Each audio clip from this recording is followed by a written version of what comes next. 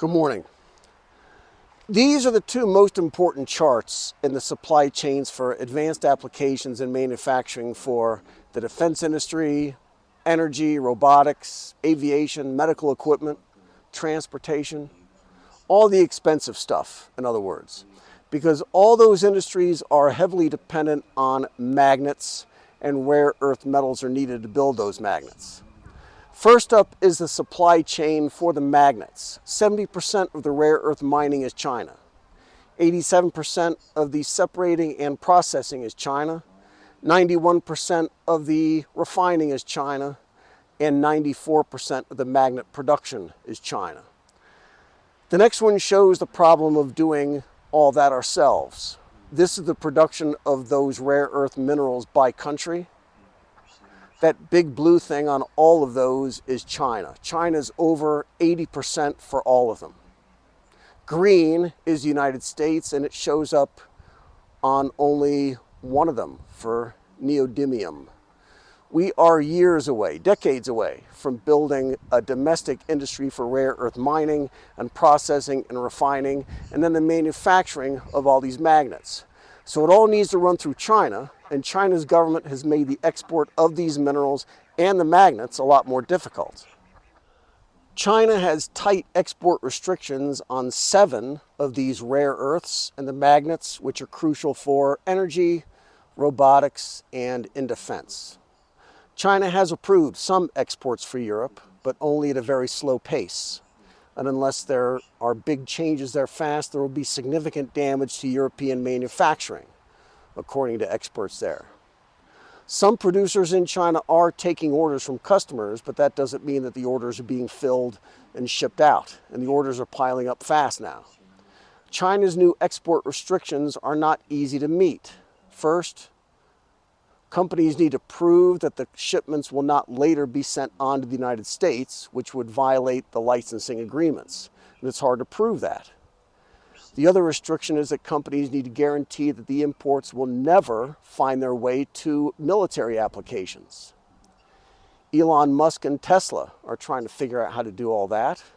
This car manufacturer in India doesn't know how to do it either.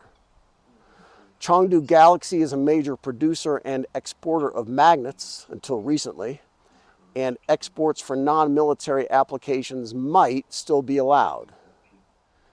So if Elon Musk and the Indians are having trouble getting their hands on Chinese magnets to build electric cars, we can imagine that things aren't very good for defense contractors who need the magnets to build weapons systems.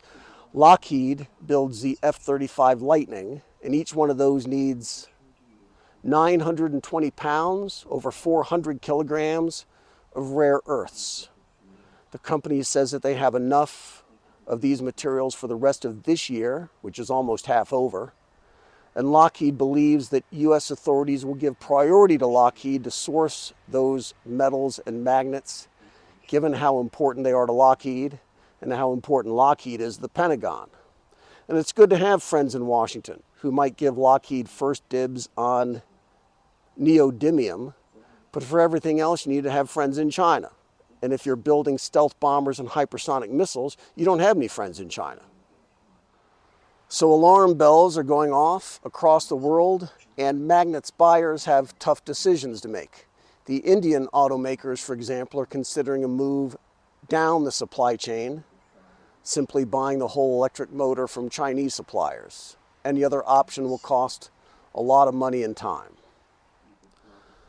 There are big hurdles now, both on the demand side and on supply. Every buyer of these materials needs to guarantee that they will be used for civilian purposes only forever. That's demand.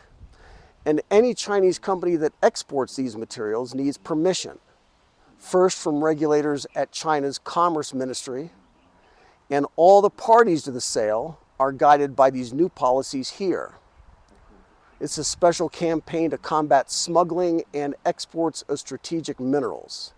And it applies to companies anywhere in the Chinese supply chain for these metals and materials and the magnets. Severe penalties apply to anyone in that chain who allows any of these exports to eventually end up in an F-35, for example. There is no practical way to do that, And if you're a salesman at Chengdu Magnets or one of the regulators in Sichuan that oversees the activities at Chengdu Magnets, that is something that will hang over your head for the rest of time. If a shipment is directed instead to Lockheed, who just told us that they have friends in Washington who will get them the magnets they need, you could go to prison. So under these new rules, the Chinese exporters need to document all the information about their buyers and then explain to regulators here exactly how they will be used. Pentagon suppliers may be unable or unwilling to answer those questions. So the implication here is that this business will not be done at all. The deadlines can be pushed back indefinitely without explicitly rejecting importers' applications to buy. China is in a win-win position. The licensing rules allow China to see who is buying and why, just from the application, and the Chinese can just reject the applications anyway. Some companies are getting desperate and trying to get them any way they can. Hong Kong officials found 25 tons of antimony in an outbound shipping container. Antimony is used to make munitions and explosives. And customs agents in Guangxi province found a shipment of bismuth that was declared to be soldering paste. Another company, anonymous obviously, had a supplier that got some rare earth out on an air shipment, but later attempts by sea were intercepted by customs officers. And we should assume that this supplier isn't going to be in the supply business for anything from now on. The trade wars are being fought differently now by all sides. The United States and Europe are using tariffs. They're closing off markets by raising prices. China is closing off markets by shutting down the exports of the materials that our manufacturers need to build anything for these industries. Chinese exports of tellurium down 44%, tungsten rods down 84%. And for these other mineral imports, they've collapsed completely since last September. Now this is for the United States, and now Chinese regulators are closing off all the workarounds from other countries. Companies who need the minerals and magnets from China are boxed in, and many of them will simply decide to do what the Indians will do. Just let Chinese plants build the whole thing and put their own company's name on it. And that's an option for Elon Musk and Tesla too. Just increase production at the Tesla plant in Shanghai and export their cars from there. And that's a win-win for China too. This is the Nalati grassland in Xinjiang.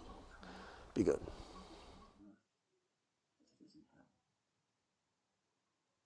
Give us this day our daily bread, and forgive us our debts, as we forgive our debtors. Lead us not into temptation, but deliver us from evil. For thine is the kingdom, and the power, and the glory forever. Amen.